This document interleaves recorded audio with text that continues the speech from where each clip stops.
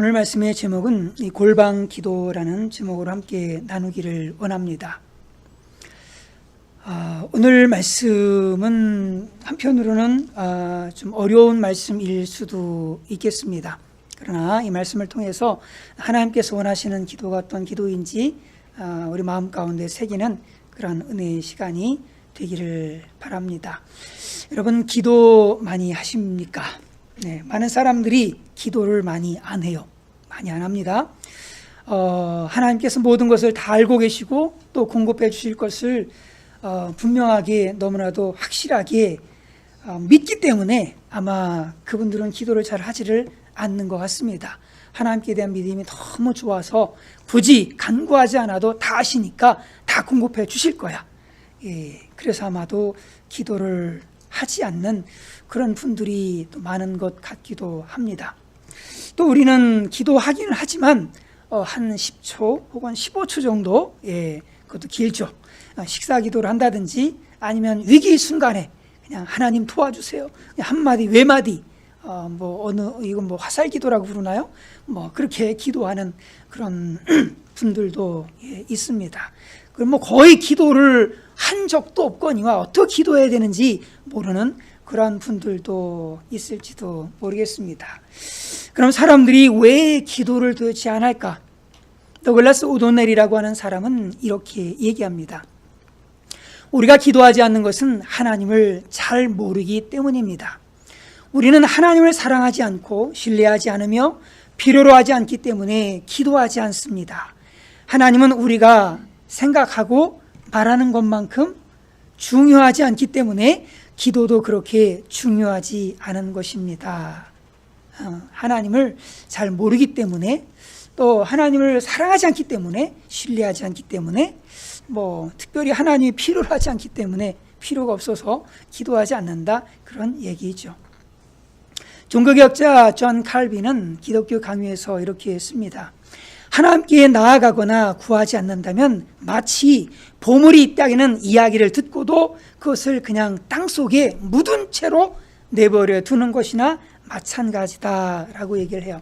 이 말들의 공통적인 얘기는 뭐냐면 기도는 구체적으로 어떤 표현이 되어져야 된다라고 하는 거예요. 그냥 마음속으로만 이런 것이 아니라 구체적으로 표현이 되어져야 된다라고 하는 거죠. 우리의 보이지 않는 신앙들이 어떤 모습으로 나타나게 되어지느냐? 그 사람 믿음 말이에요. 여러분 속에 믿음이 있으시잖아요. 그 믿음이 어떻게 나타나질 수 있느냐라고 하는 거죠. 그것이 기도로 나타나진다라고 하는 거예요. 신앙은요, 기독교 교리를 잘 이해하는 것, 그것도 나쁘진 않습니다. 그렇지만 진짜 참된 신앙의 모습은 기도라고 하는 것으로 이렇게 쭉 표현이 되어지는 거예요. 사람 앞에서의 기도가 아니라 하나님 앞에서의 기도로 그 사람의 신앙이 표현이 되어지는 거죠. 그래서 기도는 어떻게 보면 신앙을 측정할 수 있는 그런 측정 도구라고 볼 수가 있는 거죠. 그러므로 기도하지 않는다면 뭘 살펴봐야 되냐면 믿음이 전혀 없거나 아니면 믿음이 너무 약해서 기도하지 않는다라고 하는 거죠. 그러다 보니까 사람들은요, 하나님을 구명조끼 정도로 취급을 합니다. 구명조끼는 배를 탈 때 꼭 입어야 돼요. 그죠? 배를 탈 때 꼭 입습니다. 그런데 여러분, 그 구명조끼를 사용하고 싶으세요? 사용하고 싶진 않아요. 꼭 입어야 됩니다. 만일의 사태를 위해서. 그렇지만 우리는 이거를 사용하고 싶진 않아요. 사고가 나가지고 배가 말이야 가라앉고 이걸 써야 되는구나, 이 순간이 오기를 원하지 않아요. 이처럼 하나님이 우리도 이 구명조끼처럼 내 삶의 전면에 우리 하나님이 등장하는 것을 우리는 꺼린다라고 하는 거예요. 오히려 하나님이 내 삶의 전면으로 등장하시면 뭔가 내 계획했던 것들이 그냥 막 빗나가고 막 그냥 망해져가고 이렇게 될 것 같은 참 두려움이 임하죠. 하나님이 그냥 나의 삶에 개입해 버리시면은 내 계획했던 그 모든 스케줄들이 그냥 다 엉망이 되어버릴까 두려워서 적극적으로 기도하지 않아요. 하나님, 제발 내 삶에 오셔서 나를 주관해 주시고 인도해 주시고 이끌어 주십시오 라고 하나님께 맡기기보다는 그냥 내가 플랜을 잘 짜가지고 내가 계획해가지고 촥 하나님 좀 빠지시고요. 제가 할게요. 이게 좀 더 든든하지 않으신가요? 그래서 믿음의 사람들은요, 하나님 앞에 기도합니다. 왜냐하면 기도는 최고의 무기이고 특권이고 은혜이기 때문이죠. 이런 기도의 모습은 다양한 형태로 우리 삶에 나타납니다. 어떤 사람은 백일 기도, 산기도. 요즘 산기도 하는 사람들 없죠. 저도 산기도를 해봤어요. 제가 산기도를 해가지고 우리 사관학교가 과천에 있잖아요, 그죠? 그 관악산에 올라가가지고 산에 가서 기도할 때 뭐 하고 와야 돼? 그렇지, 소나무 뿌리를 뽑아야 돼. 그래가지고 저도 뭐 다들 그런다는데 나도 한번 해보자. 소나무 중에 제일 작은 놈, 쉽게도 쉽게 좀 뽑힐 만한 놈 잘 찾아가지고요, 뽑으려니 안 뽑혀. 요만하거든요. 그 손가락 정말 굵기가 요만해요. 이거 뭐 꺾어도 뽑힐만, 그냥 뽑힐만 한데도, 밤새 그냥 이거 뽑으려고 씨름하다가 새벽녘에 내려오고 했는데 저는 산기도에 성공한 적이 한 번도 없습니다. 금식기도도 이제 40일 제가 금식기도를 해봤지요. 그런데 그것도 한꺼번에는 도저히 못하겠고 3일씩 끊어가지고 일주일에 3일씩 끊어가지고 해봤는데, 저는 그것도 결코 성공이라고 못해요. 정말 하여튼 제대로 된 기도에 제가 성공을 해본 적이 없어요. 그렇지만 참 기도하려고 몸부림은 어마어마하게 쳤던 것 같아요. 아르헨티나에 있을 때도 최소한 목회자라면 어느 책에 보니까 7시간 기도, 10시간 기도 막 하는데, 난 그래, 최소한 6시간 기도는 해야겠다. 라고 해가지고, 저녁 때, 밤 10시부터 해가지고, 그리고서 아침에 그냥 4시에 일어나가지고 또 이렇게 기도하고, 힘들더라고요. 하여튼 완전히 이건 기도하는 게 아니야. 기도할 사택이 위에 있었으니까 2층에 있었거든요. 그러면 이제 내려와가지고는 새벽에 가서 처음에는 기도를 열심히 했지, 한동안은. 나중에는 왜 내려와가지고 그냥 그 의자에 자는 거야.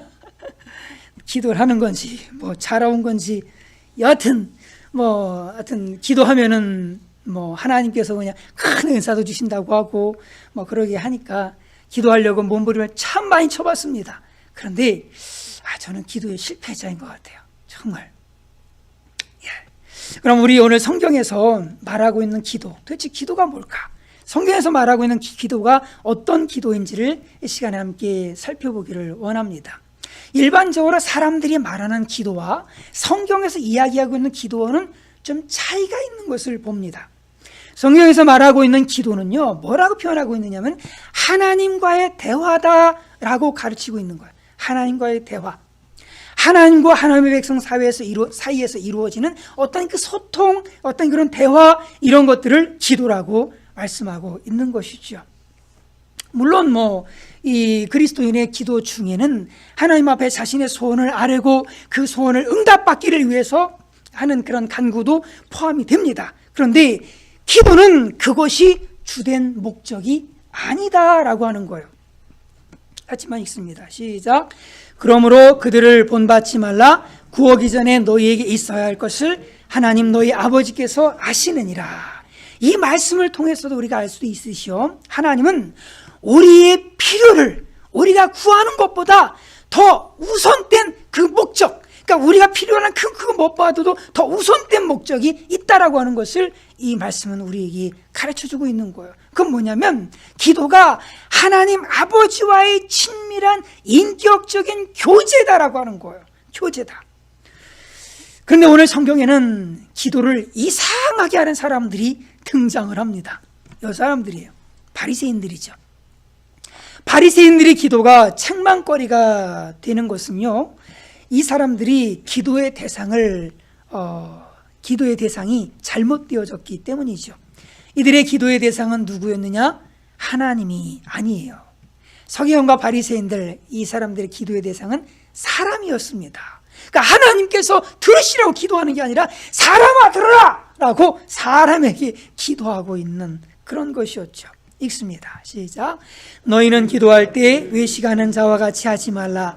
그들은 사람에게 보이려고 회당과 큰 거리 어귀에 서서 기도하기를 좋아하느니라. 내가 진실로 너에게 이르노니 그들은 자기 상을 이미 받았느니라.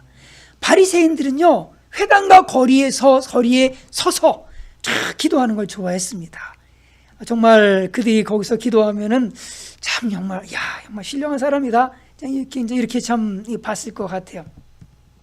유대인들은 하루에 3번 기도 시간이 있습니다. 오전 9시, 12시, 오후 3시 이렇게 기도를 해요. 성전이나 회당에 모여서 기도를 했습니다. 아니면 예루살렘 성전을 향해서 큰 거리 어귀에 서서 기도를 했죠. 그들이 처음부터 이렇게 사람들에게 그냥 자기 기도하는 모습을 좀 보여주려고 그렇게 했던 게 아니에요. 원래는 회당이나 원래는 이제 그 성전에서 기도를 해야 되는데 밖에서 일을 하다가 기도 시간이 된 겁니다. 그럼 어떻게 돼요? 가야 되는데 갈 시간은 부족하잖아요. 그럼 어떻게 해요? 기도를 포기해야 돼요? 아니죠. 그래도 기도해야 되잖아요. 그러다 보니까 바로 회당이나 큰 거리에 서서 예루살렘을 향해서 하나님이여 하면서 기도를 하기 시작했던 거예요. 밖에서 일 보다가 그 시간이 기도 시간을 못 맞추다 보니까 그렇게 했던 겁니다. 그들은 2팔을 펴서 손바닥을 하늘로 향하게 하고요. 이제 고개를 고개를 숙이고 그렇게 기도를 했던 거예요. 이게 유대인의 기도의 그런 모습이죠. 그런데 그들이 그 기도에 주목하기 시작을 하는 겁니다. 사람들이 저 사람들 좀 봐, 기도하는 것 좀 봐, 참 대단한 사람들이야 라고 사람들이 주목하기 시작을 하는 겁니다. 그러니까 이 사람들이 쳐다보는 거 수군대는 거 알지요. 그 모르나요? 다 알지요. 눈치가 있는데 다 알지요. 그러다 보니까 기왕 기도할 거 좀 더 거룩하게 보이면서 좀 멋있게 기도하고, 그러면 사람들이 영적인 사람으로 막 축해주고 훌륭한 사람들이다 인정을 해줄 거 아닙니까? 그러다 보니까 이 사람들이 얘기는 그런 얘기도 있어. 기도하는 자세를 연습한다든지 아니면 좀 좋은 목소리로 또 좋은 말로 이렇게 기도하고자 기도하고 그렇게 했다고 합니다. 또 오랫동안 또 길게 기도하고 그렇게 했다는 거예요. 이들은 하나님을 향해서 기도한 것이 아니라 사람들에게 보이기 위해서 그렇게 기도하고 있었던 거예요. 사람들에게 칭찬을 받고 싶어서 말이에요. 자신을 거룩하게 보이기 위해서, 자신을 광고하기 위해서, 자신을 홍보하는 그 홍보 수단으로 기도를 사용하게 되어졌던 거죠. 예수님은 본문에서 이러한 이들의 불신앙을 낱낱이 지적하십니다. 사람에게 보이려고 그들 앞에서 너의 의를 행치 않도록 주의하라. 사람에게 영광을 얻으려고, 사람에게 보이려고 12절, 2절, 5절, 16절에 쭉 계속해서 사람에게 보이려고 그들의 어떤 외식하는 그 신앙의 모습들에 대해서 분명하게 책망을 하셨죠. 이 외식이라고 하는 이 단어의 뜻이 원문에는 무대 연기자, 위선자라고 하는 뜻으로 나오죠. 한마디로 무슨 얘기야? 외식하고 있다라고 하는 것은 뭐 하는 거예요? 쇼하고 있다라고 하는 거예요. 쇼하고 있다는 거예요. 기도도 예배도 하나님 앞에 드리지 않으면요, 쇼하는 것에 불과하다는 거예요. 그 대표적인 모습이 누가복음 18장에 잘 나오지요. 같이 읽습니다. 시작. 바리새인이 서서 따로 기도하여 이르되 하나님이여, 나는 다른 사람들 곧 토색, 불의, 간음하는 자들과 같이 아니하고 이 세리와도 같이 아니함을 감사하나이다. 나는 일에 2번씩 금식하고 또 소득의 11조를 드리나이다 하고. 이거는요, 사람들 들으라고 하는 소리예요. 사람들 들으라고 외식적으로 하는 그런 기도의 모습이죠. 자신의 의로움을 드러내고 자신의 거룩함을 드러내고 자기를 홍보하기 위해서 이렇게 하고 있는 거예요. 그것도 어디에서? 성전이나 회당 아니면 사람들이 많이 모이는 그 장터에서 하나님이여, 나는 일주일에 2번씩 금식하고요, 소득의 10분의 1은 무슨 일이 있어도 절대적으로 바치고요, 나는 이 세리처럼 불의도 안 하고 토색도 안 하고 간음도 안 하는 거룩한 삶을 살고 있습니다. 하나님, 저를 축복해 주십시오. 이렇게 얘기하고 있는 거예요. 사람들이 이 기도 들으면 어땠을까? 야, 대단하다. 어쩌면 저런 삶을 살 수 있을까? 참 대단한 사람들이야. 야, 대단해. 역시 바리새인들은 참 경건해. 아마 이렇게 했겠지요. 마태복음에서 이렇게 책망을 하세요. 같이 읽습니다. 시작. 그들의 모든 행위를 사람에게 보이고자 하나니 곧 경문 띠는 띠를 넓게 하며 옷수를 길게 하고 잔치 윗자리와 회당의 높은 자리와 시장에서 문안받는 것과 사람에게 랍비라 칭함받는 것을 좋아하느니라. 경문은 그 하나님의 말씀을 기록해서 이마에 다는 그 상자 있죠. 아마 그 유튜브에 구글 검색해 보시면 아마 이렇게 상자 이렇게 보이실 거예요. 이거를 크게 하는 겁니다. 크게 한다는 건 뭐예요? 거기에 말씀이 많이 들었다는 거 아니겠어요? 예. 사람들에게 어휴 대단한 사람들이야 라는 것을 보여주기 위해서 그렇게 했다라고 하는 거죠. 옷수를 길게 늘어뜨립니다. 옷수를 길게 늘어뜨리고 사람들로부터 칭찬받는 거 좋아하고 사람들로부터 선생님이라고 사람들로부터 이런 인정받는 거 그런 거 좋아하고 사람들의 인기에 취해가지고요 점점점 그들 속에서 누가 사라지기 시작을 해요? 하나님이 사라지기 시작을 한 겁니다. 우리도 그럴 때가 많이 있죠. 신앙생활을 사람 앞에서 할 때가 있습니다. 조심해야 돼요. 조심해야 됩니다. 그 모든 것들 하나님 앞에서 하지 않으면 결국에는 우리는 의식하는 사람들, 원맨쇼 하는 사람들이 되어지고 만다라고 하는 거예요. 우리의 신앙은요 사람 앞에서 할 필요가 없어요. 사람을 의식할 필요가 없어요. 사람을 바라볼 필요가 없어요. 사람 앞에서가 아니라 저와 여러분들이 하나님 앞에서 기도하고 하나님 앞에서 예배하고 하나님 앞에서 봉사하고 하나님 앞에서 헌금 생활하고 하나님 앞에서 충성하는 그런 모두가 되어야 할 줄로 분명하게 믿습니다. 주님께서는 이렇게 기도하라고 명령하세요. 읽습니다. 시작. 너는 기도할 때 네 골방에 들어가 문을 닫고 은밀한 중에 계신 내 아버지께 기도하라. 은밀한 중에 보시는 내 아버지께서 갚으시리라. 골방은 메이타온이라는 뜻입니다. 헬라어로 메이타온인데 자르다라고 하는 뜻이에요. 자르다, 딱 자르다. 세상 모든 것들로부터 단절하는 거예요. 그리고 오직 하나님과만 은밀하고 깊은 대화를 나눌 수 있는 그 공간, 바로 그것이 골방이다라고 하는 거죠. 여기에는 창문도 없어요. 창고와 같은 그런 곳입니다. 하나님과 독대할 수 있는 그런 환경을 이야기하고 있는 거예요. 아무도 의식하지 않고 오직 하나님 앞에 나아가서 하나님과만 대화하고 하나님과만 만날 수 있는 이러한 장소를 가리키는 거죠. 실제적인 골방은 아니지만 또 하나님 앞에 집중할 수 있는 그 어떤 환경이 된다면 그것이 골방이라고 또 할 수 있어요. 예배당이 골방이 될 수도 있어요. 예배당이. 그리고 또 뭐 어떤 특별한 기도처가 바로 그러한 곳이 될 수도 있겠고, 아무도 없는 차 운전석이 자신의 기도처가 골방이 될 수도 있겠죠. 예수님께서 습관을 쫓아서 바로 그 골방과 같은 장소를 찾아다니셨어요.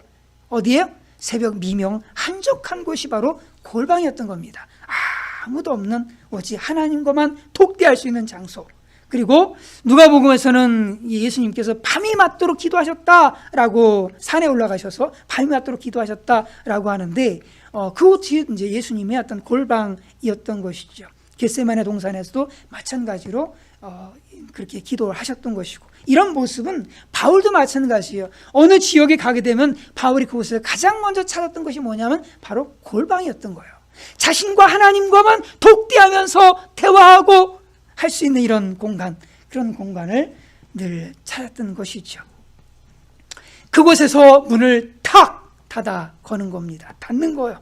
문을 닫고 기도하는 겁니다. 오직 하나님과 이 자신, 그 외에는 그 어떤 제3자의 개입도 허락하지 않는 그러한 곳, 오직 순결한 내 영혼이 오직 하나님과만 교제하는 그런 곳이 바로 골방인 것이죠. 그곳에서 하나님께만 집중할 수가 있는 거죠. 우리에게 이런 골방이 있으신지요? 주님께서는 이런 골방 기도를 하라라고 말씀하시는 거예요. 예. 외부 세계와 철저히 차단된 그런 곳으로 가라. 그런 곳으로 가라. 그런 곳에 가야지 하나님의 음성을 들을 수 있고, 그런 곳에 가야지 하나님과 마음이 교감할 수 있는 그런 은혜를 누릴 수가 있다라고 말씀하시는 거예요. 사람들을 폐지하는 겁니다. 사람들을 다 떠나는 겁니다. 사람들이 없는 그런 기도의 장소, 그런 장소로 나아가는 그런 모두가 되시기를 간절히 바랍니다. 그곳에서 하나님께서 여러분들을 기다리고 계세요. 예. 그런데 골방에 가면서도 이거 들고 가시는 분 혹시 있으신지요? 자신만의 골방에 가면서 제가 가끔씩 그래요. 기도하러 가면서 핸드폰을 들고 가. 핸드폰을 중독이 됐나? 예, 꼭 들고 가. 뭐 다른 이유도 있습니다만, 예, 들고 가. 참, 이걸 통해서 또 세상과 소통하고 막 이러는 겁니다. 예, 골방에 갈 때는 이런 거 다 내려놓고 모든 것들을 차단하고 하나님과만 교제하고 교통하는 저와 여러분이 되어질 때 주님께서 그곳에서 저와 여러분들을 뜨겁게 만나 주실 줄로 분명하게 믿습니다. 3명의 친구가 있었어요. 각자가 자기들이 좋아하는 일을 한 가지씩 하기로 했답니다. 한 친구는 나는 피스메이커가 되고 싶어 라고 해서 그렇게 그 삶을 살려고 애를 썼습니다. 많은 그런 갈등하는 이런 사람들을 화해시키고 하나로 만들어주는 이런 삶을 살았던 거예요. 또 다른 친구는 그렇지만 나는 그 병 고치고 그 사람들 좀 케어해주고 나는 이게 의미 있다고 생각을 해 라고 하면서 그 삶을 또 살았습니다. 마지막으로 한 친구는 나는 뭐 남을 위해서 별로 할 게 없어. 나는 그냥 조용히 광야에 가서 조용히 그냥 살래 라고 그렇게 했어요. 세월이 흘렀습니다. 흘러가지고 이제 다시 만났는데 첫 번째 친구가 그렇게 얘기하는 거예요. 사람들 사이에서 평화를 심는 일이 그 너무너무 어렵더라. 정말 평화, 이 세상에 평화를 만든다는 거 이거 너무너무 힘든 일이야. 이건 너무 힘든 일이야. 내가 도대체 어떻게 해야 될지 모르겠어 라고 이 절망 속에서 이 친구를 두 번째 친구를 찾아갔습니다. 그런데 그 두 번째 친구 역시 그렇게 얘기하는 겁니다. 아픈 사람 계속 나타나더라. 아픈 사람 치유해 주는 거 이거 해결의 길이 없더라. 그 무기력에 빠져 있는 사람들 이건 너무너무 힘들어. 내가 너무 힘들어서 견딜 수가 없어. 세 번째 친구를 찾아갔어요. 근데 그 친구는 그 광야에서 조용히 혼자 그렇게 살고 있었던 겁니다. 그래도 친구가 어떻게 지냈느냐고 묻습니다. 그러니까 이렇게 얘기를 해요. 가만히 침묵하더니만 그릇에다가 물을 담아와요. 물을 담아오더니만은 그 안을 들여다보래요. 그러니까 물을 들여다보면 어때요? 물이 막 출렁이고 하니까 이제 막 그냥 뭐 보이는 것도 막 난리죠. 근데 그 친구는 가만히 있어요. 그러더니 조금 있다가 그 친구가 자꾸만 얘기를 해 막 재촉을 하니까 얘기를 하는 겁니다. 그래. 그러고 너희들 이 담아온 물 있잖아. 그거 물 한번 다시 한번 쳐다봐. 얘기를 합니다. 쳐다보니까 거기에 누가 보여요? 자기의 얼굴이 보여지는 겁니다. 자신의 얼굴이 보여지는 거예요. 이 두 친구가 정말 그냥 지쳤어요. 평화를 만드는 일도 지쳐가지고 절망 속에 사람들 치료해주고 위로해주고 하는 것도 지쳤어. 다 탈진해버린 그 친구들에게 이런 얘기를 해주는 겁니다. 혼자 있는 시간이 필요해. 너희들 혼자 가만히 있을 때 바로 네 속에 있는 너의 참모습을 보게 되어질 것이고 그 속에서 너희들은 평안을 얻게 될 거야 라고 얘기를 하는 겁니다.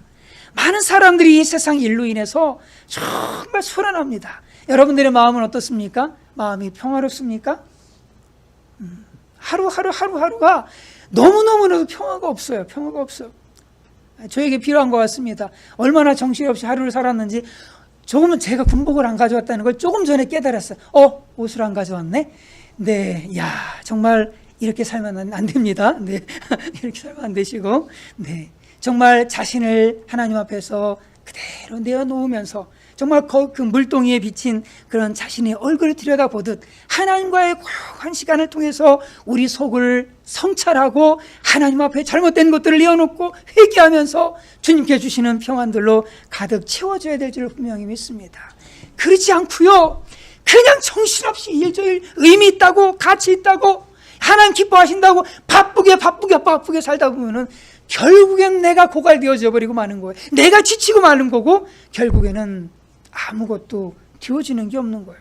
이 세상에 가장 중요한 건 뭐냐면 하나님이 가장 기뻐하는 것은 우리의 삶을 통해서 수많은 사람들이 주님 앞으로 돌아오는 것도 기뻐하시겠지만 하나님께서 가장 기뻐하시는 것은 나와 하나님과 뜨거운 사랑의 교제 속에서 그 하나님 주신 은혜와 기쁨 속에 살아가는 것, 평안 속에 살아가는 것, 이것을 최고로 기뻐하시는 줄로 분명하게 믿습니다.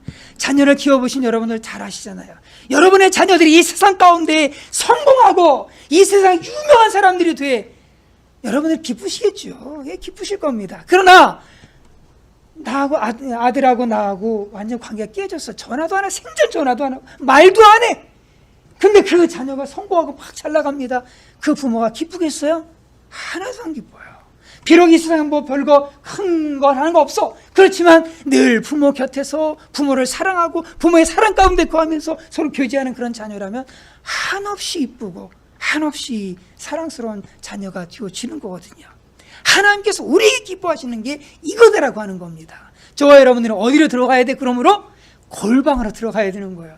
골방에 들어가서 그곳에서 말씀하시는 하나님의 음성을 들으면서 내 영혼을 돌아보면서 하나님 앞에 회개할 것이 있다면 회개하고 버릴 것이 있다면 버리고 내려놓을 것이 있다면 내려놓고 그러면서 우리 주님께 주시는 힘을 가지고 또 이 세상에 나가서 하나님 기뻐하시는 의미 있고 가치 있는 일을 해야지.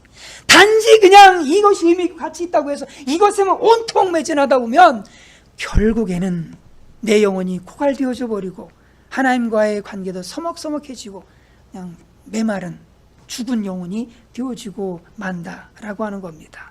저와 여러분들은 이 세상을 살아가면서 끊임없이 소리와 소리 속에 확 둘려 정말 수많은 소리 속에 그냥 둘려서 살아가고 있습니다. 직장에서 사람들과 일과 이리 치고 저리 치고 이 소리 저 소리 다 들어가면서 또 컴퓨터 안에서 열심히 또 일하면서 그냥 쉴 새가 없습니다. 뿐만 아니라 인터넷을 통해서 멀리 있는 누군가와 계속 연락을 주고받으면서 집에 들어오면 그냥 가장 먼저 하는 게 뭐예요? 네? 네? 뭐 하죠? 여러분은 뭐 하세요? 가장 집에 들어오시면 가장 먼저 하시는 거. 훌륭하십니다. 박수. 가장 먼저 들어오면 텔레비전을 다 켜고 희지 않지 누르지 이제는 딱 누르고 텔레비전을 가장 먼저 착 켜놓고 이렇게 집안에 어느 소리를 만들잖아요. 소리를 만들어요. 저희 아버님이 그 참 희한하셔. 그냥 그 이제 혼자 노년이 되니까 혼자잖아요. 노년이 되면 혼자 돼요. 혼자 시키는데 그러시는데 주무실 때만 반드시 꼭 뭘 켜나? 텔레비전을 켜놓으시는 거예요. 왜? 그냥 적막한 게 싫은 거야. 적막한 게 싫으니까 뭔 소리라도 나야지 그냥 잠이 오시는 거야. 그러니까 그렇게 하시더라고요. 정말로 사람들이 수많은 소리 속에서 살아가고 있어요. 등산 갈 때 사람들 어떻게 가나요? 자연의 새소리를 들으면서 사는 그런 분도 있지만 뭐예요? 귀에 꽂고 음악 들으면서 라디오 들으면서 이렇게 사네요. 등산하고 막 그런 분들 엄청나게 많습니다. 엄청나게 많아요. 아니면 아예 어르신들은 또 이것도 안 해. 어르신 라디오 크게 하나 틀어놓고 그냥 지나가면서 꼭 저걸 저렇게 들으셔야 되나? 들을 것이면 혼자 들으시지. 왜 꼭 저렇게 소음을 만들지? 툴툴하면서 저는 지나가지만 참 많은 사람들이 이 세상의 소리에 그냥 눌려서 살아가고 있습니다. 근데 이런 소리 속에 살아가게 되어지면은 진짜 들어야 될 소리, 하나님께서 우리 영혼에 말씀하시는 그 소리를 들을 수가 없다라고 하는 거예요. 하나님께서는 세미한 음성으로 말씀하시는데 이 세상의 수많은 소리에 그냥 그 소리가 너무너무 커서 하나님의 그 세미한 소리가 전혀 들려오지 않는 거예요. 그래서 우리는 반드시 어딜 가야 되는 거예요? 골방에 가야 되는 거예요. 반드시 골방으로 들어가서 세미하게 말씀하시는 그 하나님의 음성을 들으면서 그 하나님과 사랑의 대화를 나누면서 이 시간이 저와 여러분들에게 필요하다라고 하는 겁니다. 하나님께서는 우리에게 나랑 좀 사귐 좀 갖자 이런 말씀을 하세요. 가끔씩 우리 인생 가운데 고난이나 문제거리를 주실 때가 있어요. 이때는 어떤 때냐면 하나님께 부르시는 거예요. 이리 와. 나랑 얘기 좀 하자. 말을 하도 안 들으니까 우리 하나님이 꼭 고난을 주셔가지고 꼭 이렇게 부르시더라고요. 제가 아르헨티나에 있을 때 제가 이런 경험을 참 많이 했어요. 네, 하여튼 차가 에마가 하나 있었죠. 정말 귀한 차였어요. 귀한 차를 하나 하나님께서 주셨는데 이 차가 참 순환을 겪습니다. 순환을 도둑이들 창문을 깨고 뭐 오디오 카세트를 가져가길 해 하여튼 뭐 가져가겠다고 하여튼 이리저리 창문 다 깨버리고 막 이런 일들이 많아가지고 그때 하나님께서 제 마음에 깨달음 주시기를 뭐냐면 야 이리 와 나랑 얘기 좀 하자. 그래가지고 기도의 자리에 나가기 시작했죠. 근데 하나님이 진짜 그 기도를 통해서 여러 가지 정말 말할 수 없는 하나님의 큰 은혜들을 많이 주셨어요. 우리 삶 가운데 고난이 오고 할 때는요, 내 인생에 이런 고난이 오는 거지 라고 하면서 툴툴거릴 이유 하나도 없어요. 이건 뭐냐면 야 이리 와봐. 스톱 모든 거 이제 내려놔. 자 잠깐 기다려봐. 나랑 얘기 좀 하자. 제발 좀 나랑 얘기 좀 하자. 주님의 부르심이요. 주님께서 저와 여러분들과 만나자고 부르시는 그 음성이 우리가 하도 말을 안 들으니까 이런 고난을 통해서 우리에게 말씀하신다라고 하는 거예요. 그래서 이런 고난의 때에 더더욱 어딜 달려가야 돼요? 바로 그 골방으로 들어가서 하나님과 친밀한 교제를 가지시는 그런 모두가 되시기를 간절히 바랍니다. 그리고 기도할 때는 기도 제목이 분명해야 돼요. 같이 읽습니다. 시작. 또 기도할 때 이방인과 같이 중언부언하지 말라. 그들은 말을 많이 하여야 들으실 줄 생각하느니라. 중언부언한다라고 하는 이 말 참 어려운 말씀입니다. 헬라어로는 그 뜻이요 말더듬이에서 나온 말이에요. 이건 무슨 얘기냐면 무의미한 말을 반복적으로 하는 것을 가리키는 겁니다. 이 중언부언이라고 하는 이 말은 뭐냐면 단지 한 말을 또 하고 한 말을 또 하는 이런 반복의 기도를 얘기하는 것이 아닙니다. 이런 기도 할 수 있어요. 주여를 수백 번 외칠 수도 있습니다. 반복적으로 기도할 수 있어요. 간절하면 그렇게 나와요. 나옵니다. 예수님도 밤새워 기도하셨습니다. 그죠? 십자가 지시기 전에 그 간구하시잖아요. 근데 그 간구 내용이 3번 다 똑같습니다. 그러면 이 예수님은 중언부언 하신 거예요? 아니잖아요. 똑같은 기도를 여러 번 하지 말아라 이런 얘기가 아니에요. 그런 의미를 말씀하시는 게 아닙니다. 예수님께서 불의한 재판관에 비유해서 말씀하시잖아요. 그 재판관에게 매일 가가지고 내 원한을 풀어주소서 얼마나 반복적인 얘기입니까? 얼마나 반복적인 간구예요. 기도 제목이 변하지도 않아. 똑같아. 맨날 똑같은 기도만 하고 있어. 그래도 예수님께 뭐라고 그래? 너희들 그렇게 기도해라 라고 말씀하고 있는 거예요. 끈질기게 기도하라고 하는 거예요. 그럼 도대체 이 중언부언한다 라고 하는 이 말이 뭘까? 여기서 지적하는 것은 같은 말을 되풀이한다 라고 하는 얘기가 아니에요. 그런 얘기가 아니라 이방인들이요 신의 마음을 돌리기 위해서 정성을 쏟아야 된다라고 하는 이런 생각 때문에요 굿도 하고 뛰기도 하고 큰 소리로 부르짖고 심지어 자기 몸을 상해하기도 하면서 그냥 무의미한 이런 그런 기도를 하는 그런 모습인데 그 갈멜산에서 바알 선지자들이 하는 그 모습에서 우리가 볼 수 있지요. 그들이 받은 송아지를 가져다가 잡고 아침부터 낮까지 바알의 이름을 불러 이르되 바알이여 우리에게 응답하소서 하나 아무 소리도 없고 아무 응답하는 자도 없으므로 그들이 쌓은 제단 주위에서 뛰놀더라. 제단을 쌓아놓고는 제단에 풀이 임하도록 아침부터 저녁 때까지 오랜 시간 동안 주문을 외우는 거예요. 주문을 외우는 겁니다. 춤을 추고 큰 소리를 지르고 발악을 하고 그래도 반응이 없으니까 나중엔 자해를 하는 거예요. 자해를 하면서까지 그냥 그러면 그 정성을 보고 신이 축복해 줄 걸로 착각을 하면서 그렇게 기도를 했던 것이죠. 그 하나님은 들어주기 싫은데 그냥 하나님의 팔을 비틀어서라도 그냥 억지로 받아내야 되겠다라고 하는 이 기도, 이 중언부언의 기도에, 이 이방인의 기도에 해당되는 거죠. 예수님 말씀하시잖아요. 그러므로 그들을 본받지 말래. 그렇게 기도하지 말래. 구하기 전에 너에게 있어야 할 것을 하나님 너희 아버지께서 아신다라고 하는 거예요. 하나님은 우리 아버지시라는 겁니다. 그래서 하나님을 아버지로 모신 사람들은 이미 하나님께서 우리의 모든 필요에 대해서 다 알고 계세요. 우리가 뭐가 필요한지, 우리의 소원이 무엇인지 기도하기 전부터 이미 다 알고 계시다라고 하는 겁니다. 그러므로 우리가 기도할 때는 이렇게 기도해야 되는 거야. 분명하게 뜻을 담아서 아주 분명하고 명쾌하게 기도를 해야 되는 거예요. 명쾌하게. 그 성경에 보면은 바디메오가 내가 내게 무엇 해주기를 원하느냐 예수님 말씀하시니까 이래서 주여 보기를 원하나이다. 주여 보기를 원하나이다. 그의 기도는 보기를 원하나이다. 마리아는 포도주가 떨어졌습니다. 분명하게 명쾌한 기도 제목을 가지고 기도하잖아요. 여러분들의 기도는 어떻습니까? 하나님 앞에 열심히 부르짖고 기도하긴 하는데 하나님이 야 도대체 너 뭐라고 기도한 거냐? 글쎄요, 저도 잘 모르겠어요. 저도 잘 모르겠습니다. 1시간을 기도하긴 했는데 제가 뭘 당신께 하나님께 구했죠? 잘 모르겠어요. 이렇게 되어진다면 이게 중원본의 기도가 되어지는 거죠. 그러므로 그들을 본받지 말라. 구하기 전에 너에게 있어야 할 것을 하나님 너희 아버지께서 아시느니라. 부모가 자식이 요구하기 전에 자식에게 뭐가 필요한지 다 알고 계시듯 우리 하나님께서는 다 아신다라고 하는 거예요. 그러므로 우리는 기도할 때 분명하게 기도 제목을 분명하게 해서 기도해야 돼요. 네, 이거는 제목만 읽고 마치도록 하겠습니다. 우리가 기도해야 되는 이유는 몇 가지, 네 가지인가? 네, 첫 번째로 기도해야만 하나님께서 주시기 때문에 그래요. 말씀만 읽습니다. 시작.